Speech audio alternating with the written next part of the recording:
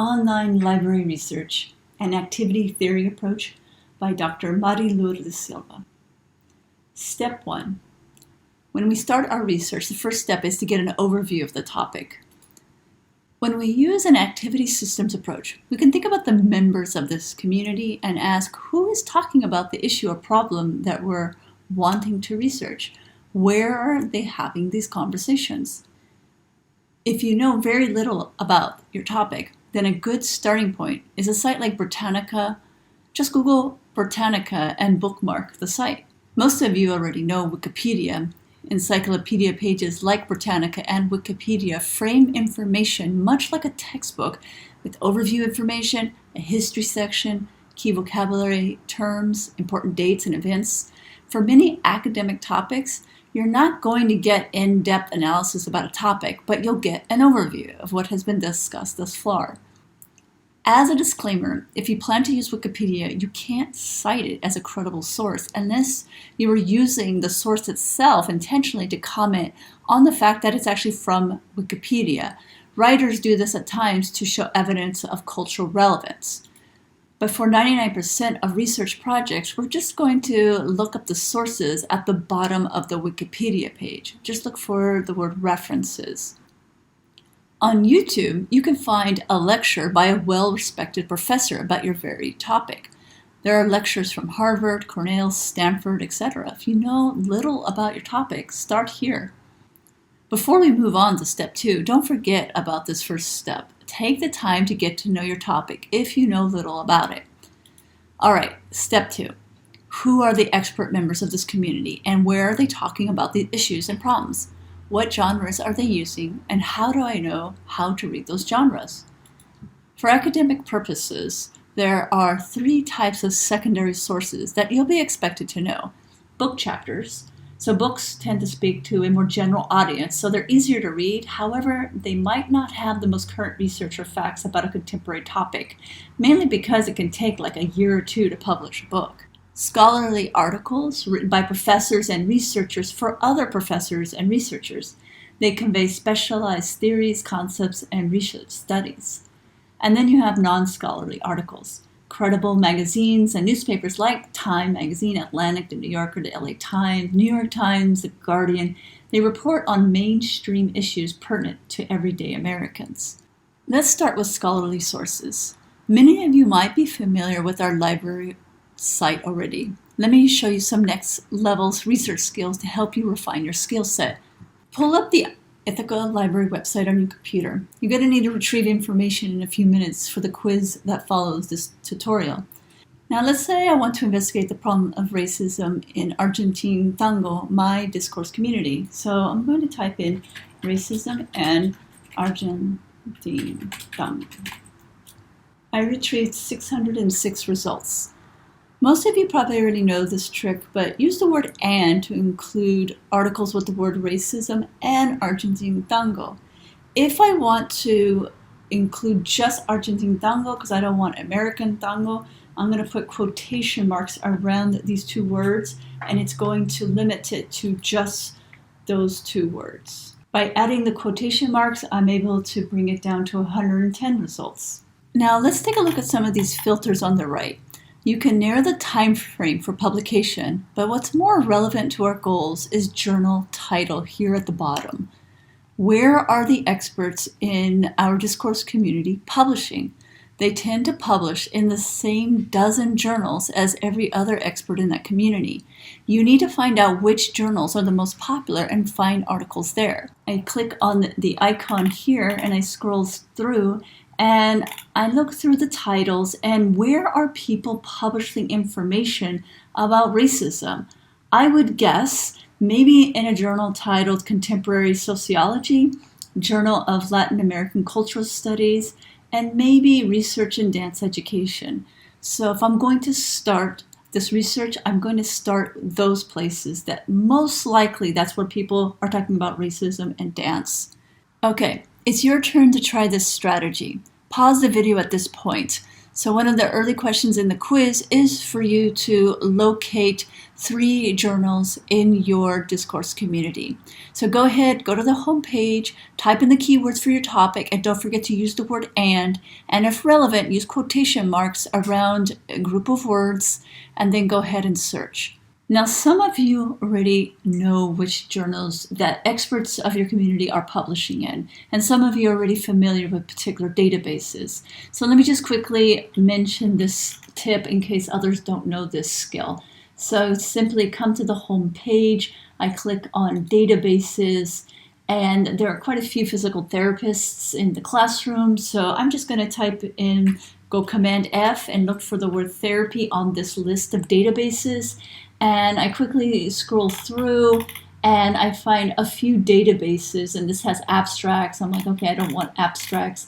And I come down and I find this particular database that has full text journal articles. So I would probably start with this database that will include journals where experts in that discourse community are publishing, and that's where they're communicating. And then I can type in my search words using this specific database. So some of you already know this research tip, and you can go ahead and start there in terms of finding 3 journals in your discourse community.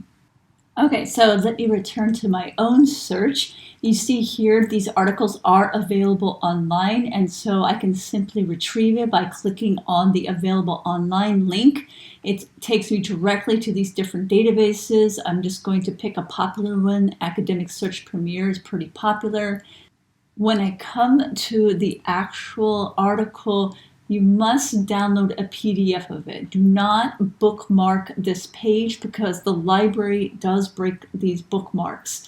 They don't want students sending the links to non-college students because they pay a lot of money for these databases and journals. So eventually you'll come to this book link in a few weeks and the source will be gone and you'll have to find it all over again. So it's really frustrating. Every single year I have 1 or 2 students who forget this important step and they have to start their research all over again. So I cannot stress enough, do not bookmark your sources. You need to click on this link, PDF full text, and you need to actually download it. If you do not see that option, it says HTML full text, then you simply click on that, and then you can actually do a print of the page by simply going Command or Control P. So I have a Mac, so I go Command P, and then I can actually save that particular HTML source and save it onto my desktop. And then if you, I highly recommend if you're in a database that offers the cite option, then you could take either MLA or APA, whichever system you use, and then you can copy that actual citation. So that's one way to save you some time, is to use the library's citations that they provide for you. If I come to an actual source that I would like that is not available, it says no online access, so I can click on that. And then you click on interlibrary loan. It automatically fills out the information that you need, and then you send the request, and within a day or 2, the library will email you with an actual digital copy of this particular source. Let me show you one more research tip. Come to databases, find G for Google Scholar, scroll down, select Google Scholar, and then at this point you want to bookmark this page. If you are still a sophomore or junior, you're going to be using Google Scholar a lot. Google Scholar is the database where academics, researchers are communicating amongst each other.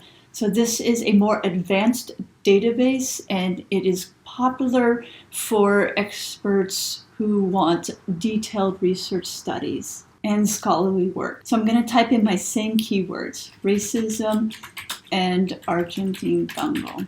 When you are logged into the library proxy, you can see up here that I have view it at IC library. This is how I know that I'm in the actual proxy. So that's why you need to retrieve it through the library website and then bookmark it, and then you don't have to go through those steps again. You are provided more access and more articles by doing through the proxy as opposed to just doing a general Google Scholar search. The advantage of Google Scholar is that you have far more sources. The disadvantage of Google Scholar is that you have far more sources. And so it can be overwhelming for students. And then also, as you can see, there are a lot of sources here that you wouldn't have access to. So it can also be a bit frustrating, but there is a lot more here. But if there's anything that I want that I can't get access to, I can simply go into our library website and go to Interlibrary Loan. On the library homepage, I scroll down to the bottom and simply click on this link, and I fill out the form for that particular source. One really cool feature of Google Scholar is the cited by feature. And so what this shows us is what is popular, like what experts and members of this discourse community are reading. So here in 2012, we have 35 people citing this particular source. So it doesn't necessarily mean that it's not as trustworthy. It might be a unique topic where not that many experts are discussing it. But I come down to here and I have 613, and that book was just published last year. So something about either this particular author or this particular topic or book is really exciting this particular discourse community. So I might want to start here with this particular source.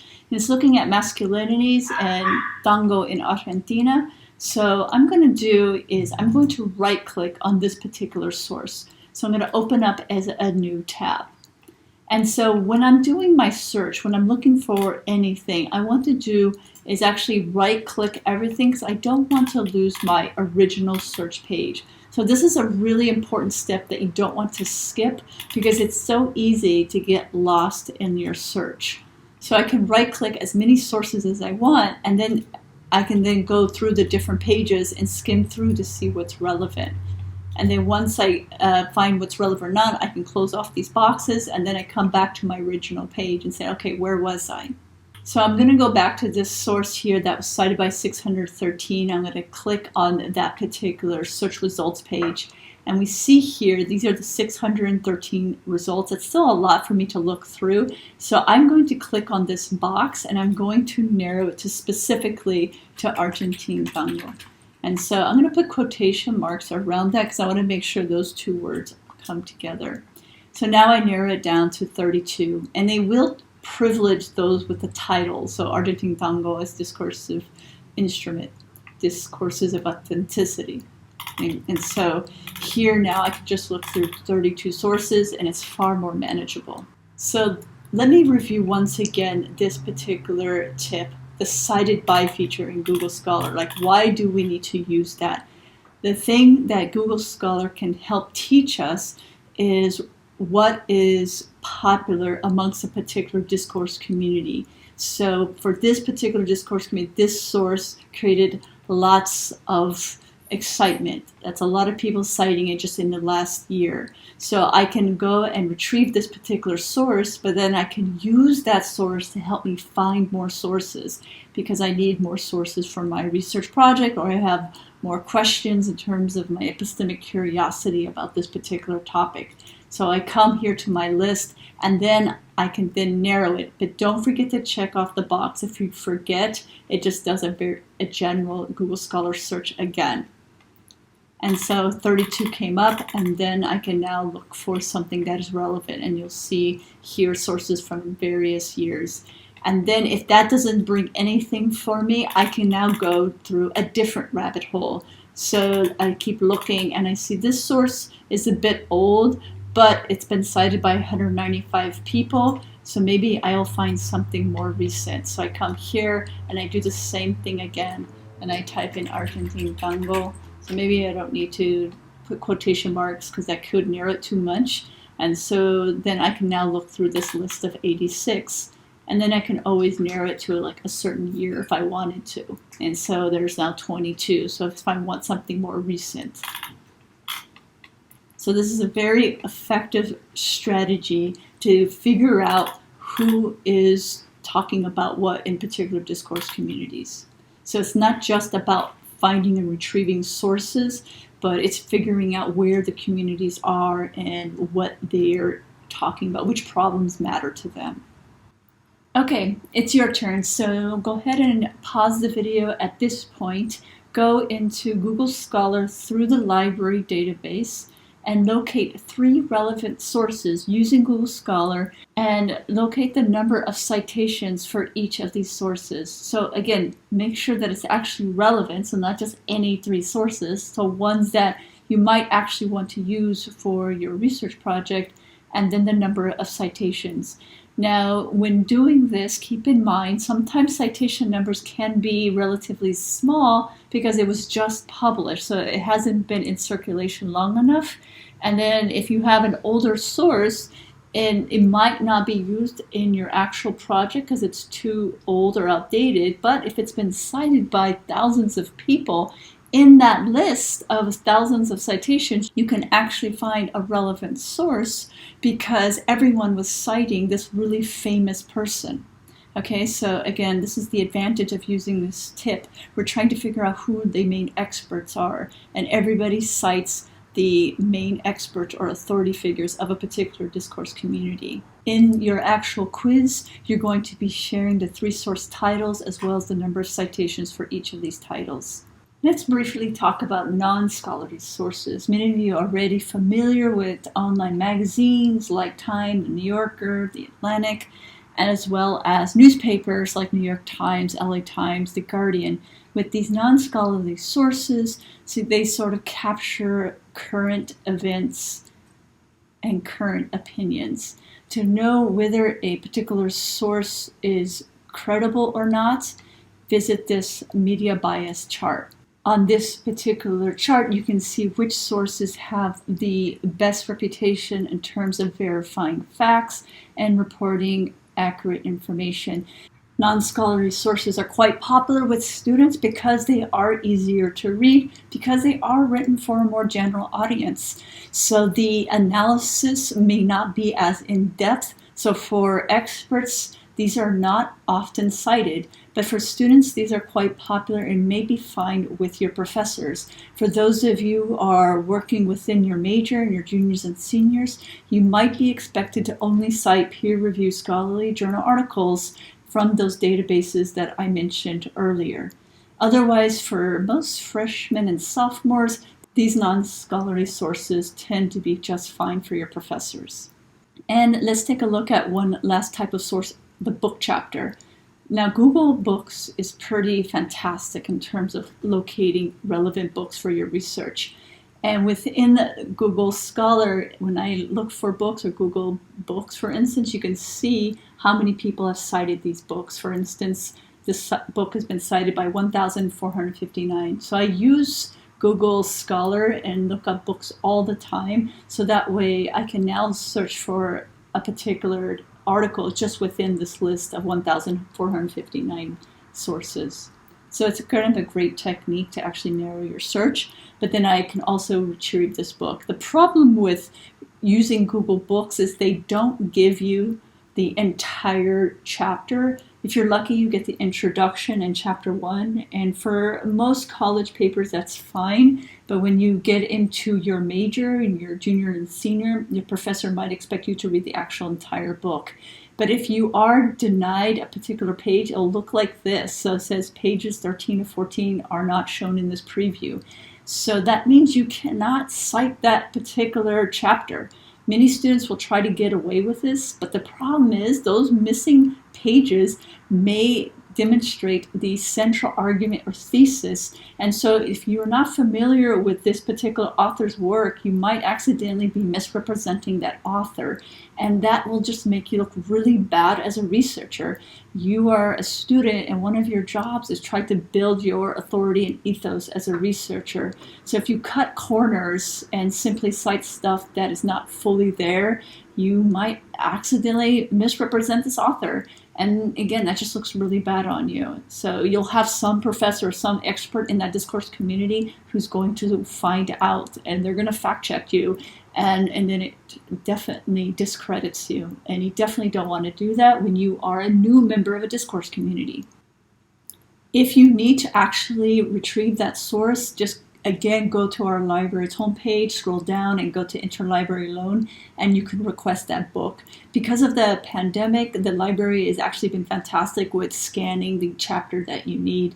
And again, they should be able to get it to you within like 24 to 48 hours. All right, so let's talk about actually reading these scholarly articles. So now that we have our sources, we actually have to read them.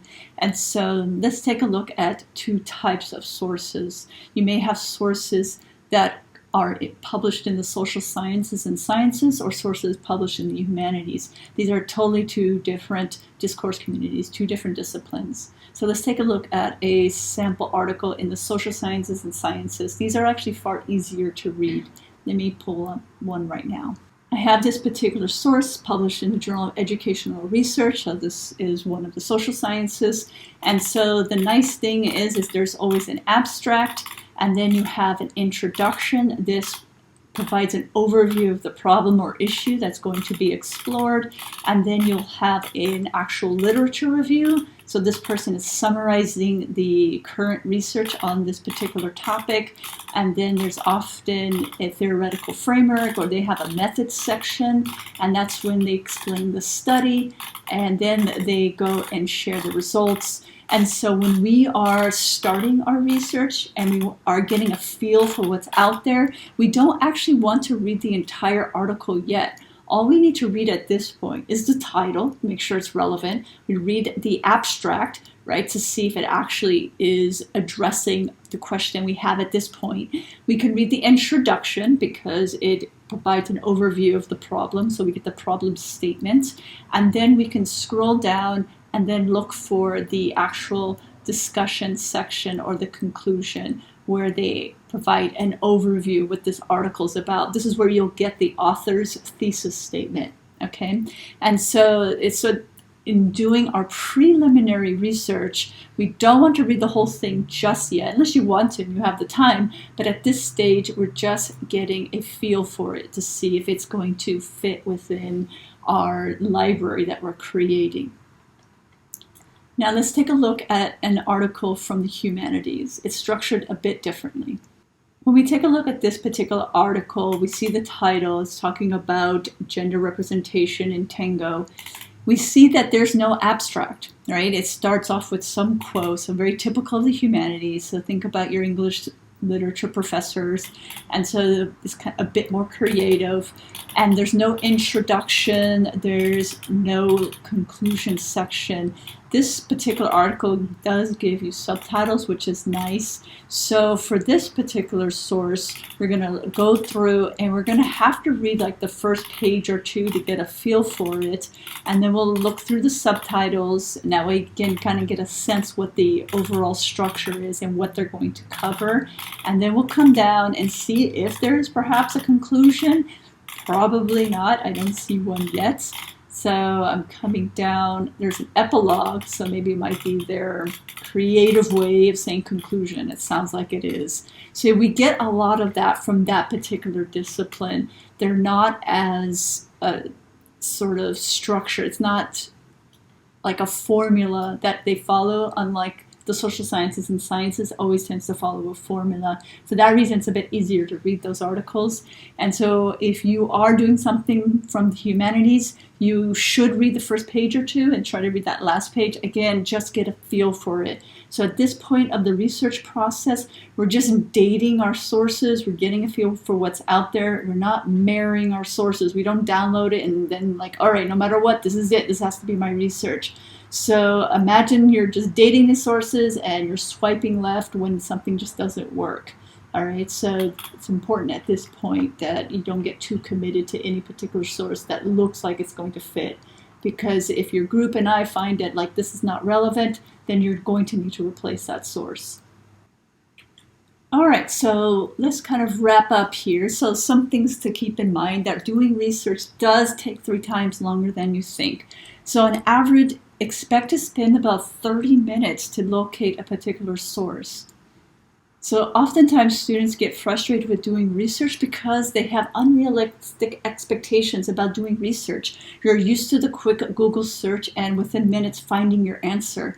that's not the time it takes to find where your experts are communicating, the journals that they're using to communicate, the genres they're using to communicate, and then trying to identify those problems and the answers about the questions that you have. So expect about 30 to 60 minutes per source. If it's taking you hours to find a source, then we need to change your strategy. And then also there's the time to actually skim through it and evaluate it to see if it's relevant. And then later on, once you have found your set of sources, then it's the time it takes to summarize and synthesize the sources. And then last, the time it takes to actually put them into your article and your presentation. And so when we're summarizing and synthesizing our sources, we will be doing an annotated bibliography. And so we will be synthesizing those sources. So this is where you're going to find common ground, the connections, how these different experts are trying to address this particular problem or issue that you're interested in, and then how they differ in their approaches. So for some of you, it might be looking at studies, and others, it might be looking at different theories or concepts. And then this is an example, a model of what the annotated bibliography will look like. So it will include a citation. It will have one paragraph summary of the source in your own words. So you're not allowed to copy and just summarize the abstract. You actually, at the point that you have settled on your article, you actually have to read the whole thing at that point and then summarize it. And then the second paragraph will be your sort of reflection analysis of that source and talking about how it connects to the other sources. So that's the synthesis part. And so here's a second example. I will be providing this to the class so that way you can read it and know exactly what's expected for this class. For this class, you'll need to format all your citations in alphabetical order, either an MLA or APA format, using the Purdue OWL website. And again, it will include 2 paragraphs for each citation. And just to review, we need to start our research making sure you have an overview of the topic, identify the experts and publication sources within your discourse community. You want to, for this particular project, you're going to locate 5 sources, but 3 of those, at least 3 of those need to be scholarly. And then of course you'll need to verify any non-scholarly sources to make sure that they're credible. And then last, you'll be summarizing and synthesizing those sources. If you still can't find a source, then you'll need to schedule a meeting with the Writing Center, or there is the live chat option with the librarian, and they can help you locate a source.